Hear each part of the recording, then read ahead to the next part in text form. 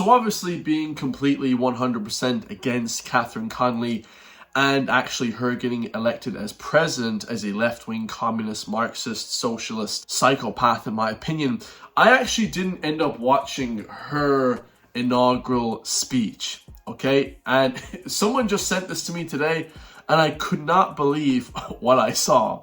So it says, Catherine Connolly, Ireland's new far-left president, inaugurated an exclusive ceremony with prayers and reflections from 11 different religious and non-religious groups, including Islam. Now, the thing is, guys, like I said before, not that I have an issue with certain religions in different countries, absolutely not.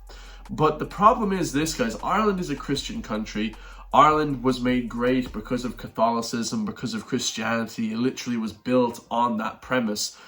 And it was made great because of Christianity, like plain and simple. That's what everybody knows and what everybody loves to see. But now we have this influx of massive amounts of religion, and it almost has seemed like the Christianity or the core of this country is starting to fade away. Not that I'm super religious or anything like that. You know, I'm not trying to be a hypocrite. But the thing is, like, I thought Ireland is, like, rooted in its principles when it comes to religion. Like, what are we now, guys? We're a super multicultural new Ireland, as I like to call it. They keep saying this new rhetoric, the new Ireland. We are the new Ireland. Well, what is the new Ireland consisting of? We're a tiny country, 5 million people, but now we're forced to live amongst all of this kind of stuff. So let's actually watch the different religious groups that were talked about. May you bless the President of Ireland and all who serve the public good. May they be guided with wisdom and understanding, courage and integrity, that their leadership may bring honor to the offices they hold. Sim shalom ba'aretz, v'simchas olam al kol yoshveha, u'ferois sukkah shalomecha al kol yoshevei sevel artzecha, v'chein yehi ratzon, v'nomar amen. The ironic thing is, guys, like, they absolutely hate, and when I mean they, I say the left wing, they absolutely hate, including Catherine Connolly, they hate the Middle Eastern countries, guys. They hate any of these Middle Eastern countries, you know, where these religions originate from. They absolutely hate them, guys. They're super left wing, they're super pro this, you know, war in the Middle East. It's just like, they don't like any of these places. So why are they allowing them to speak at the actual inauguration? Like, there's something behind this that we're not getting at. Honor of sovereignty, you give sovereignty to whom you will, and you take sovereignty away from whom you will. You honor whom you will, and you humble whom you will. In your hand is all good. Indeed, you are over all things competent. You cause the night to enter the day, and you cause the day to enter the night. And you bring the living out of the dead, and you bring the dead out of the living, and you give provision to whom you will without account. Supplication. Eternal Allah, source of wisdom and strength, we come before you on this day of new beginnings, grateful for the gift of freedom, humbled by the weight of responsibility, and hopeful for the promise of what lies ahead. Bless our new president with courage to lead with integrity, compassion to serve with justice, and wisdom to seek unity over division. Grant all our leaders the humility to listen, the patience to understand, and the resolve to do what is right, even when it is not easy. You know, a lot of these religions, guys, people don't understand. They don't like Christianity in certain regards. They don't like Christianity. So it's very bizarre to see that certain people now are being pushed in the media. And like I said, I'm not against anybody from any country. Okay, I'm not against any religion personally. I know some people in Ireland in the right-wing movement are, absolutely. But definitely Ireland should be held as a Christian country and pushing more of Christianity and Catholicism and that kind of thing, rather than any other religion of the world. Okay, because that's what the woke left do, guys. They discredit all religions. They absolutely hate religion. They want to get rid of religion. Their new woke ideology is their religion. Okay, this new Marxism, whatever, neo-Marxism, that is their religion. Also on top of it, some really crazy ceremonial symbolism going on at the inauguration. So for those who don't know, it seems like Catherine Connolly is making the classic pyramid sign of the Grand Master Mason.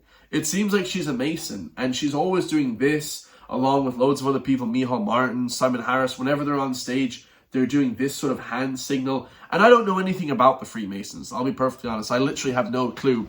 But it's really weird to see a guy holding up this sign while he's walking. Like, it doesn't make any sense. Why is she doing that while she's walking? You know, if you were sitting still and I was like, all right, guys, check it out. Check it out. And like, this is a position of power and authority. But if you're doing all this kind of stuff and you're running around and you have hand signals happening as you are walking, it just seems very out of place. And also, on top of it, 11 different religious and non-religious groups at the inauguration that took place on the 11th of the 11th at 11 a.m.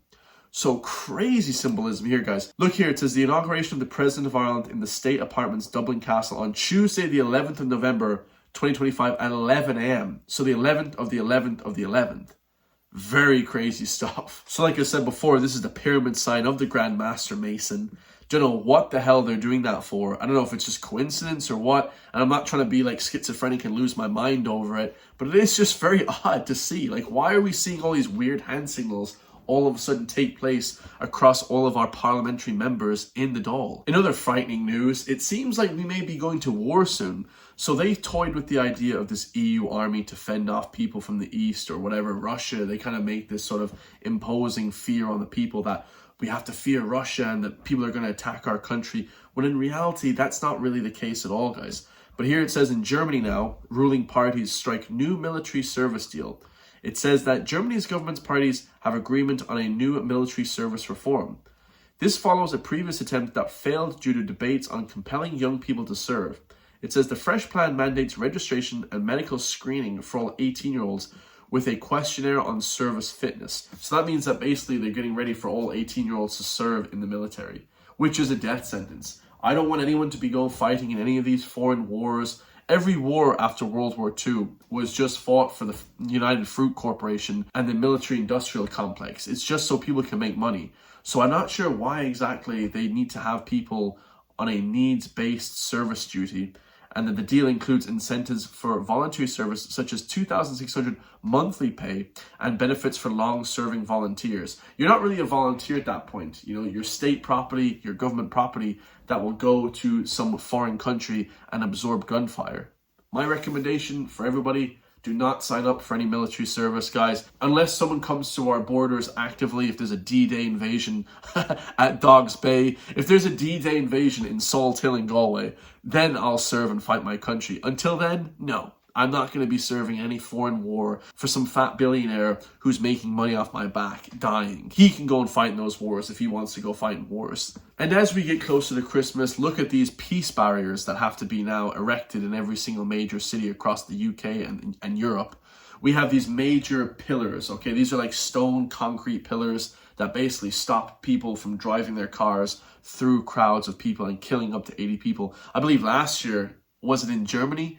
Somebody drove their car, 100 miles an hour through the goddamn, festival, the Christmas festival, and flipping killed a bunch of people and hurt like 80 people. This happens all the time. People talk about how guns are dangerous. Guns aren't even that dangerous, okay? When you take a 2,000-pound projectile going 150 kilometers an hour, which is a car or a truck, it's far more deadly than any weapon. This looks like somewhere in Germany, and it's in quoted, the Christmas spirit.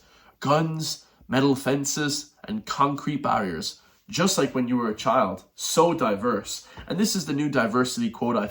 I believe in Belgium, like 90% of Belgium is like diverse now, with loads of people from war-torn parts of the world. They have massive amounts of attacks on people and just horrendous sexual assault. So yeah, they've completely destroyed Europe. It's going to get worse and worse until somebody actually steps in to stop this travesty from happening. Let me know your thoughts on that, guys. I love you all. Thank you so much for watching. If you want to support me, hit the join link underneath the video. Become a member for just €3 per month. Let me know your thoughts in the comment section down below, and I'll see you guys all in the next one, man. Peace.